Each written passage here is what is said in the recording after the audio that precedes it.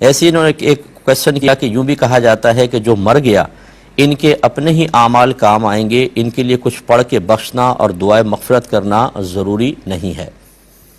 دیکھیں، ایک تو ہے کہ کر سکتے ہیں، ضروری نہیں ہے، اور ایک ہے کہ کر ہی نہیں سکتے، بالکل کوئی فائدہ نہیں ہے۔ تو اگر تو یہ کہنا مقصد ہے کہ کر تو سکتے ہیں اور فائدہ بھی پہنچے گا لیکن کرنا لازم نہیں ہے، تو یہ بالکل ٹھیک ہے، کرنا کوئی ہم پہ فرض واجب نہیں ہے، نہ دعائے مغفرت کرنا فرض واجب ہے، نہ ایصال ثواب کرنا واجب ہے، مستحب عمل ہے، کریں گے تو ان کو فائدہ پہنچے گا ورنہ نہیں۔ اور اگر کسی کا یہ عقیدہ ہے کہ زندہ کے اعمال سے کسی کو فائدہ ہوتا ہی نہیں ہے، وہ اپنے اعمال کرے گا، ہم اپنے اعمال کے ذمہ دار ہیں، تو یہ چیز ایک ٹھیک نہیں ہے کہ زندہ کے کسی عمل سے مردے کو فائدہ نہیں ہوتا۔ کیوں نہیں ہوتا؟ دعائے بخشش و مغفرت کے تو بڑے فائدے ہیں۔ جنازے کے اندر ہے ہی کیا؟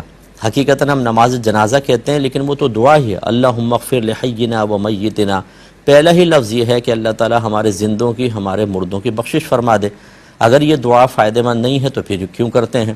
اور صحیح روایات میں موجود ہے کہ ایک شخص کا مرنے کے بعد درجہ بلند ہوا تو اس نے اللہ تعالیٰ کی بارگاہ میں عرض کی، یا رب کریم میں تو مر چکا ہوں، یہ کس وجہ سے میرا درجہ بلند ہوا؟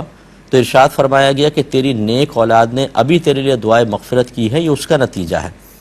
اور بارہا اور بے شمار حدیثیں ہیں کہ نبی کریم صلی اللہ علیہ وسلم نے صحابہ کرام علیہم رضوان کو ایصال ثواب کی اجازت مرحمت فرمائی، اور یہ بھی فرمایا تم حج کرو تو اپنے مرحوم والدین کی طرف سے بھی کرو، نماز پڑھو تو ان کی طرف سے نماز پڑھو، روزہ رکھو تو ان کی طرف سے روزہ رکھو، یعنی نفل روزہ رکھ کے اس کا ثواب ان کو بخشو، نماز پڑھ کے ثواب اس کا بخشو، حج وغیرہ ان کی طرف سے کرو یا خود حج کر کے اس کا ثواب انہیں بخشو۔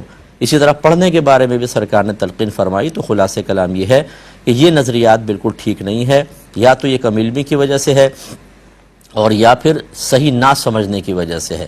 یہ جو کہا جاتا ہے کہ آخرت میں ہر شخص اپنے اعمال کا خود ذمہ دار ہوگا، اس کا مطلب یہ ہے کہ یوں نہیں ہوگا کہ وہاں جا کر وہ کسی کی نیکیاں چھین لے، زبردستی باپ ہے وہ بیٹے سے نیکیاں لے لے، یا مطمئن رہے میں عمل نہیں کر رہا ہوں، بروز قیامت بیٹے کی نیکیاں لے لوں گا، یہ غلط ہوگی سوچ۔ یا اسی طریقے سے میں جتنے مرضی گناہ کروں وہاں جا کر اپنے گناہ اپنے اولاد میں تقسیم کر دوں گا، کہوں گا بھئی اتنے احسان کیے، میرے گناہ لے لو میں بخشا جاؤں، ایسا بھی نہیں ہوگا۔ ہر جان اپنا خود ہی وہاں پر بوجھ اٹھائے گی۔